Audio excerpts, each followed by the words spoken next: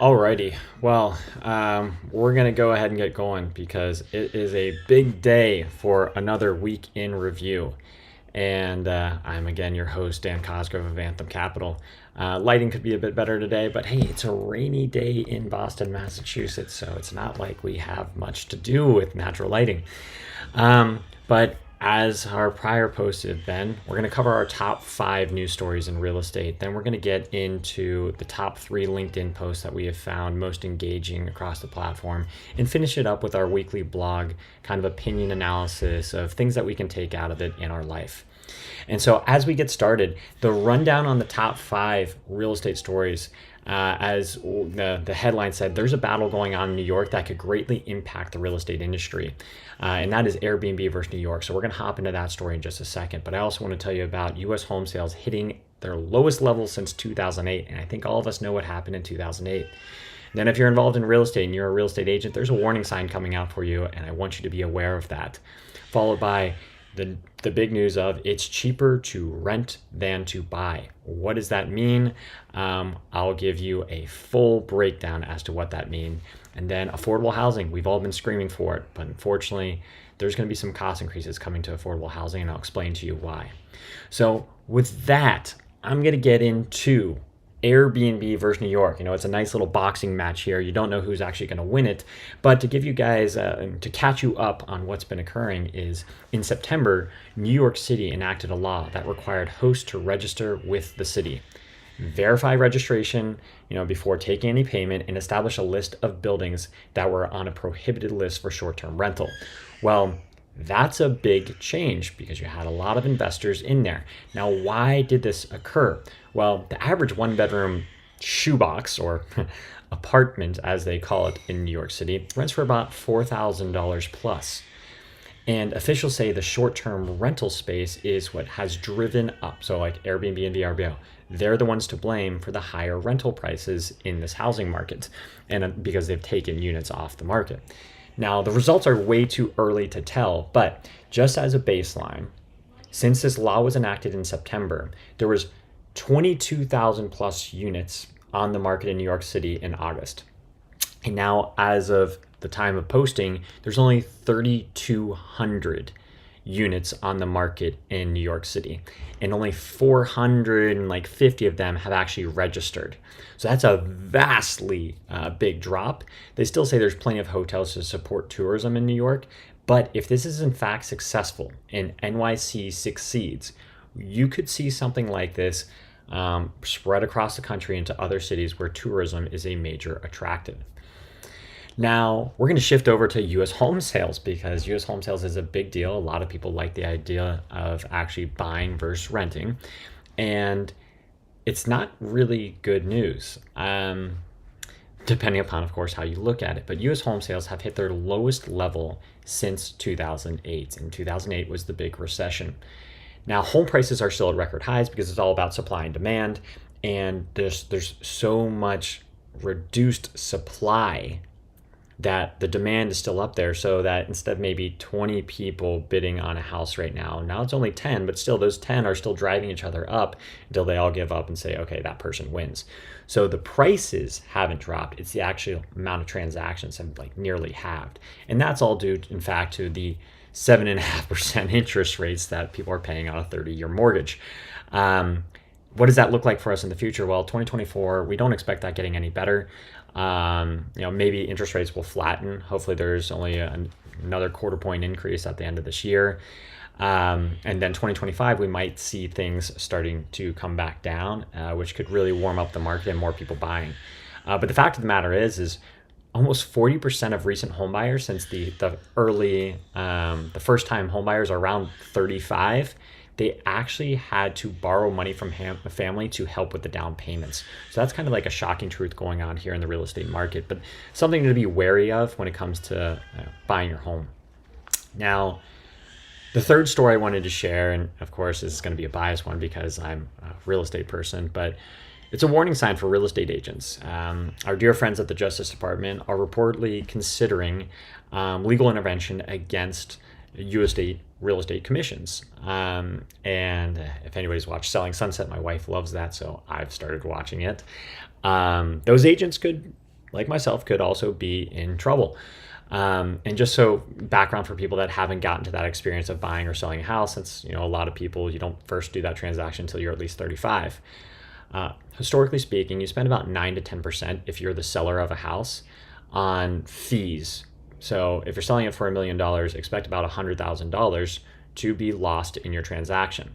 And some of those fees are like origination fees, lending fees, closing fees, escrow fees, inspection, like appraisal, like all that stuff. Sometimes that gets pushed onto you as the seller. But the biggest one by far is the agent fees or the broker fee. And that's historically speaking 5 to 6%. Now that 5 to 6% doesn't just go to one person. Half of that goes to the selling agent, half of that goes to the buying agent. So they are rendering a service, and thus, of course, I think they should be paid because people don't work for free. I can also cite other data, like people that love to list their home for sale by owner. Please keep doing that. Data has shown that for sale by owners actually sell their property for about 15% less than what they could do with an agent. So please, please, please do that, because me as a buyer, I would love nothing more than to get a more affordable price. You can save your money on those fees, but you're also not going to get as much profit as you were originally going to get. And kind of like take that into perspective, the CEO of Redfin, that really big company, he was cited as saying if the DOJ does actually dismantle this current commission structure, then half of real estate agents in the country would be unemployed. And the government doesn't want high unemployment rate, especially if people are actually working. So here's to hoping that agents actually get paid the services that they are rendering. Now, another thing that I want to shift over to after we finish that story is it's cheaper to rent versus buy. So what does that mean? If you are a real estate investor, then that title is actually a good thing because, again, it's all about that supply and demand. Now, according to Zillow Group, in major cities, think in California, New York, Boston, the rent-to-own gap has only grown. And what I mean by that is, say a home price, which is the average in the area, is $1.4 million. A buyer who puts down just 10% has to pay a monthly mortgage at the current interest rates of nearly $9,000. That's roughly $5,000 higher compared to monthly rent prices. Thus, you in theory are saving $5,000 a month by renting. So what does that mean then? There's going to be increased rental demand. Thus, if you're a real estate owner, you don't actually have to offer discounts to have people stay in your units because it is drastically more affordable for them to rent versus own in the current market environment. So if you want to make money in real estate as an investor, look for the markets where you have the biggest rent to own gap and continue to invest there versus in other markets where it might be a more one-to-one type ratio. So the last story that we shared again in our email newsletter, which you can always access whenever you want, is the fact of affordable housing is going to see an increase. And we know, our group is also working on affordable housing. We believe everybody should have a right to live in a home or a place that they call home.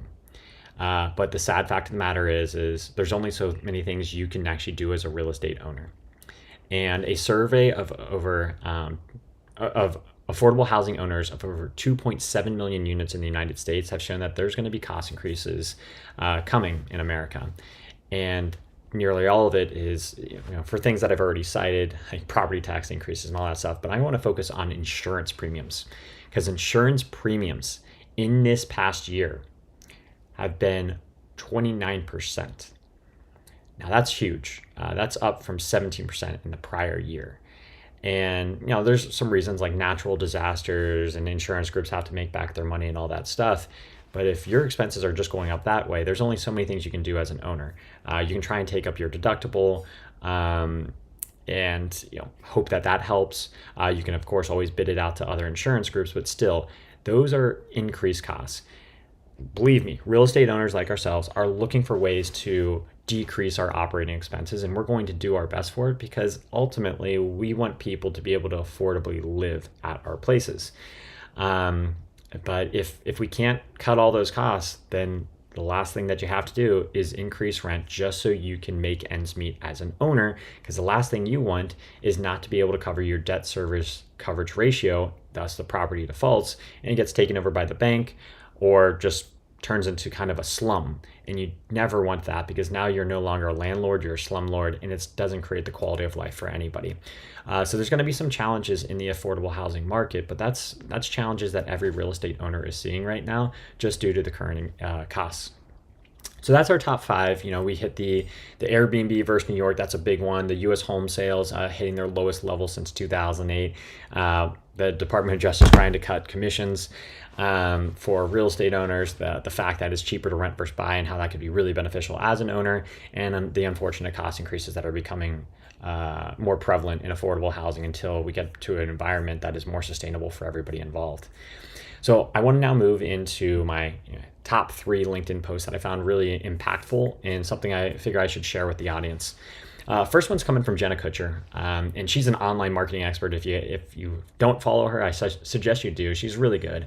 And I'm just going to kind of read her post because it's short and simple, and then I'll provide my thoughts and commentary on it. And so what she says is, you do not need a fancy degree to make an impact. The truth, life can be our teacher, and there's a good chance it's teaching you some worthy lessons right now. Some of the most life-changing lessons I've learned didn't come from folks with multiple degrees. They came from those who went before me and who decided to share their stories and experiences.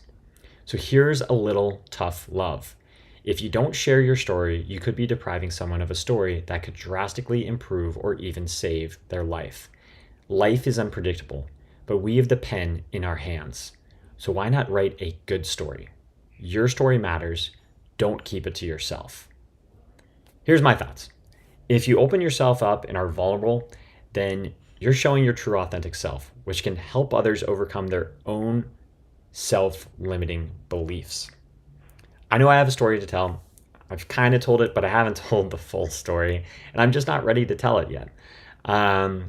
But each time I get on these things, it helps me open myself a little bit more. And some people will say, hey, I'm already talking way too much. Sure. But I haven't even told my full story yet, and someday it will come out. But if you have a story out there, get out there and tell it. It could actually make a change, and there's a lot of people I wish would have told their story that I would have learned from before I got into some situations that I've now had to work my way out of. So please tell your story. You're actually going to help people. Now, another person that I liked, and you probably don't know him as well, his name's Kevin Bubb. And yeah, he's a real estate guy, has his own podcast. He's been in the business for about 20 plus years. And it's not a real estate type post, but it's the reason why I like real estate. And it's just a picture of him with his family and a quote from Barbara Bush that many of you might know. And it says, at the end of your life, you'll never regret not having passed one more test, not winning one more verdict, or not closing one more deal. You will regret time not spent with your wife, a husband, a friend, a child, or a parent. And that serves as a great reminder on why we wake up in the morning. I grind so that I can spend more time with my family. That comes first to me. And so never forget that. Like, yes, we work, but we shouldn't work to work. We should work to live. And if you can remember that, then that will help you prioritize what's really most important, which should be yourself and your family. And then my final post, I will probably cite this guy every damn week if I'm being real. Grant Cardone, biggest name in the real estate business. Kind of just love his mentality. You know, he's polarizing. You either love him or you hate him, but I like what he does. And it's all about failure. He's just basically saying, quit making sense of failure. You need to recover from your failure. You have to act now and learn from it. But the quote that he really said, which sparked me thinking about then another person, is, I have failed 1,000 times and no one knows it because I refuse to quit. Really impactful quote. Here's a better quote that I really love. And for those that know me, I was a huge sports fan growing up, played basketball and soccer throughout my life. And this guy named Michael Jordan was my idol. And the line he has is, I've missed more than 9,000 shots in my career. I've lost more than 300 games. 26 times I have been trusted to take the game-winning shot and missed. I have failed over and over and over again in my life. And that is why I succeed. So if you are experiencing failure right now, I think we all have experienced failure. I've definitely experienced failure myself. You have to find that drive from within to keep on going, because believe me, there is a light at the end of the tunnel. We just need to stay motivated and persevere. So that was our 3 LinkedIn posts from Kevin, Jenna, and Grant. I want to shift us now over into our weekly blog, which again is posted every Sunday on this page, and can also be found via Medium. So this week's blog is a bit shorter, but it ties directly to The Office. And for anybody that likes TV, I think you could argue that Seinfeld, The Office, and Friends are the most multi-generational classics. And the first 7 seasons of The Office, when Michael Scott, aka Steve Carell, was playing the lead role, will go down as some of the best in history. But interestingly enough, I'm actually not going to talk about those first 7 seasons. I'm in fact going to talk about the very last show in season 9, where Ed Helms, aka Andy Bernard, says the following: I wish there was a way to know you're in the good old days before you've actually left them. So I'll say that again. I wish there was a way to know that you're in the good old days before you've actually left them. That line gave me a full serving of reality, because we grind constantly, and we don't look up to take a breath. And in this journey of we call life, we seem to always be in a mad rush for the next milestone. I'm 100% guilty of this. Hell, I'm even on here right now when I should be cooking breakfast for my kid. And I have the tendency to always need to be doing something and planning for the future. You can ask my wife on this one. So there are certainly plenty of positives approaching your life as a chessboard, which is in last week's blog, so you can always check that one out. And planning not just for the next move, but the next 5 moves. But there's also a risk of being so focused on the future that you forget to enjoy the present. You can cherish your past, but you can't change it.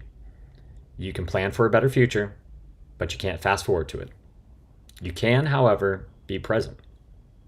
Now you might be asking, what does this have to do with real estate and money? And the short answer is, it doesn't. I do real estate so I can create indestructible wealth to support my family and my community.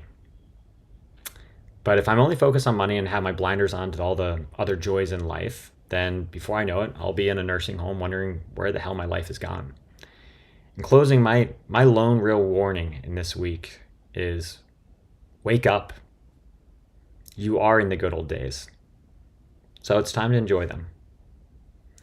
So thanks for taking the time to join me this week. We'll be back every single week around this time, somewhere between Friday and Saturday, for a weekly rundown of our top 5 news stories. Again, that can be found in our newsletter or on Medium or on LinkedIn. Our weekly blog, which can be found in LinkedIn and Medium. And then just the top 3 most engaging LinkedIn posts. And if you think I'm missing one, send them over to me, and I'm more than happy to have a look at it. So thanks for your time, and have a great day.